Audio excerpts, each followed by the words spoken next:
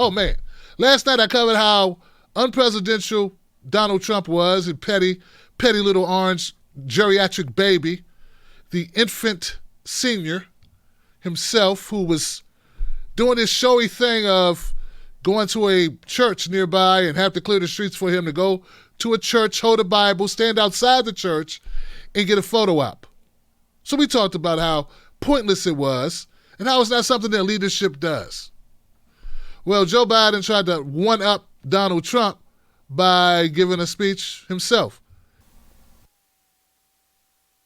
A mourning where we find hope when we mourn. But it's going to take more than talk. We've had talk before. We've had protests before. We've got to now vow to make this at least an era of action and reverse the systemic racism with a long overdue concrete changes. The action will not be completed in the first 100 days of my presidency if I'm fortunate enough to be elected, or even in my entire term. It's going to take the work of a generation. But if this agenda will take time to complete, it should not wait for the first 100 days of my presidency to get started. A down payment on what is long overdue should come now, should come immediately. I call on the Congress to act this month on measures that will be the first step in this direction, starting with real police reform. Congressman Jeffries has a bill to outlaw chokeholds. Congress should put it on the president's desk in the next few days. There are other measures to stop transferring weapons of war to police forces, improve oversight and accountability, to create a model use of force standard. That also should be made law this month. No more excuses, no delays. If Mitch McConnell can bring in the United States Senate to confirm Trump's unqualified judicial nominees who will run roughshod over our Constitution now, it's time to pass legislation that will give true meaning to our constitutional promise of equal protection under the law. Looking ahead in the first 100 days of my presidency, I've committed to creating a National Police Oversight Commission. I've long believed we need real community policing.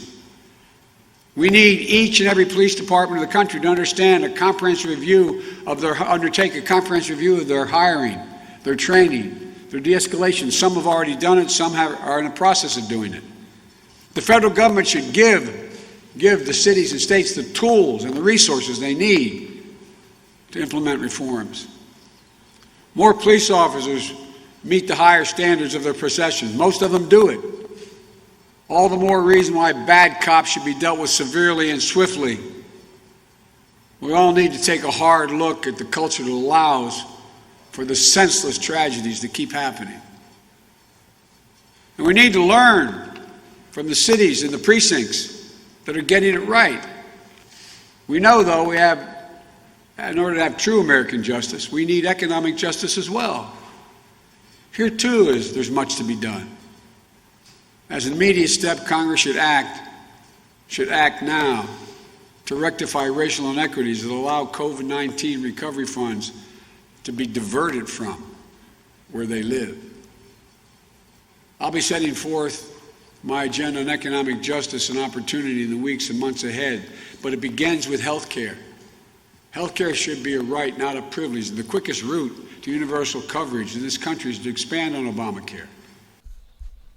Wow. Okay. All right. All righty then. Okay, sure. Okay, so I'll be the first one to say that Joe Biden, he obviously did a better job than Trump. Yeah, he did a better job in addressing the crisis, the protests, and kind of trying to speak to the needs of the people. I mean, yeah, it's better than Trump. It is. And I still have my no Biden bumper button on, right? Still got the bumper on, right? Bumper. I got bumper stickers, y'all. Here's the thing. That ain't saying a whole lot. That's like saying, hey, Tim Black, you dance better than that guy over there who's asleep. You know? Well, yeah. Well, thanks. Or Tim Black, you tell better jokes than that guy who can't talk. Or Tim Black, you got a cleaner bald head than that guy with the dreads. I mean, these are obvious things. No one gets awarded for doing Trump and showing compassion. You know what I'm saying? Like that bar is too low. I mean, the bar, no one's even holding the bar. I mean, the bar is literally laying on the ground. All you got to do is walk over it. So that's not saying much. We're going to demand more from Joe Biden because, frankly, it sounded to me like Joe Biden, somebody was like, hey, Joe. And he was like, huh? And it was like, hey, read this. And he was like, you want me to read all this? All of it? Yeah, start with, can you say the word systemic racism? He was like, systemic racism. Yeah, because Joe Biden's been in politics all his life, and I don't think I've ever heard him say systemic racism before. He damn sure didn't say it when he was passing those drug laws. He damn sure didn't say systemic racism when he was crafting mass incarceration, when he was architecting it. But okay, fine, rookie mistake. We all got to grow up sometime. Got to give people room to grow, don't you? So listen to what Joe Biden's saying he wants to do. No chokeholds. He wants to, put an end on the chokehold. Great. Sounds great. Police oversight. A National Police Oversight Commission. Wow. All right. Hey, demilitarize the police. Wow, this is great. More focus on hiring and training and all this stuff. And bad cops need to be dealt with quickly and severely. And economic justice. Wow, economic justice. This is amazing. Universal health care by expanding Obamacare. I mean, I hate the idea of expanding Obamacare because I think basically it's a bailout to the corporations, to the insurance companies, big pharmaceuticals, but at least expand it and cut the cost. And then while we try to get other stuff done, I mean, we already had a plan, Medicare for All, but I guess if you don't want the better plan, you can go with a lesser plan, considering we didn't win or you stole it from us or however you want to look at it. But here's the thing. It doesn't really matter what Joe Biden says if I don't have any confidence that the man will actually implement anything that he's saying. And I feel very strongly that Joe Biden is saying what Joe Biden needs to say. This is problematic. And yeah, I watched the clip of the night from Charlamagne the God on CNN with Anderson Cooper and David Axelrod, chief strategist for the Obama campaign. And I know very well these guys are very good at saying what needs to be said in order to get elected. Hence, David Axelrod working with Obama. So yeah, that's what Biden's doing. I mean, they know the deal. They know the script. They know how to... Obama was one of the best people at talking the talk, but never was interested in walking the walk. And then we got Joe Biden, and I don't have the confidence, man. I don't. And Charlamagne said, well, maybe if he takes a woman of color as his VP, and that to me is part of the problem. I mean, a woman of color as a VP don't matter if she's not the right woman of color. Not all people are the same just because of their color or their skin. You can still suck and be black. You can still be great and be white, and you can still be tall like this wall and play basketball. I mean, when we going to get it through our heads? And if you're going to use color, which I say you shouldn't, but if you got to say we need a black woman as a VP pick, please somebody tell me why y'all keep saying Stacey Abrams. Why we got to keep saying Stacey Abrams? There ain't no other black women around. Oh, I know one. I'm going on her show Thursday. Her name is Senator Nina Turner. She was in one of the most popular presidential campaigns in the last decade. She has a coalition of voters that's going to come out harder than any other VP pick you could possibly choose unless it was Bernie Sanders. Hell, Senator Nina Turner's favorability rating is higher than Bernie Sanders amongst the left. No one's ever accused Senator Nina Turner of selling out. I've never had to go back and forth with anyone about the validity of Nina Turner or what she stands for. It's pretty obvious. So Charlamagne the God, my brother, I'm asking you, man, they're bringing you on these shows, not me.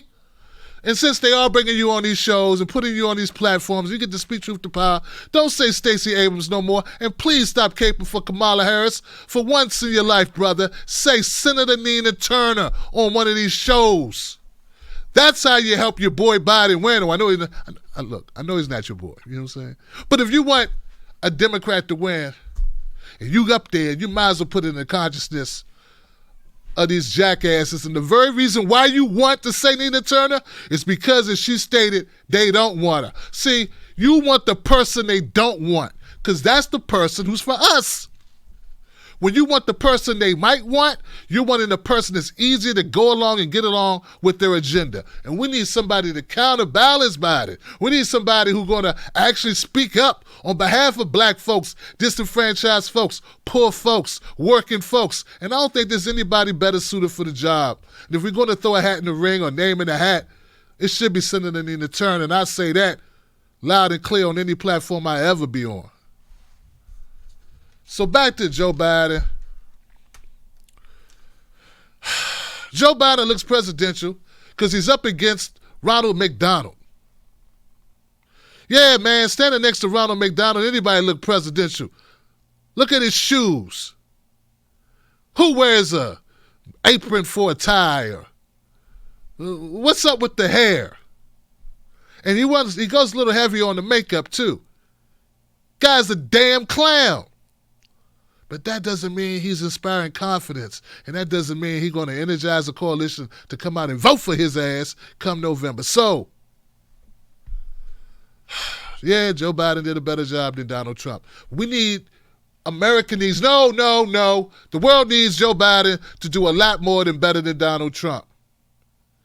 Because that ain't going to beat Donald Trump. The only thing that can beat Donald Trump is actually being better than Donald Trump. News you watch makes you more confused after you watch it. Watch the Tim Black Show and know what's going on. Go to patreon.com, Tim's Take Live. Join today.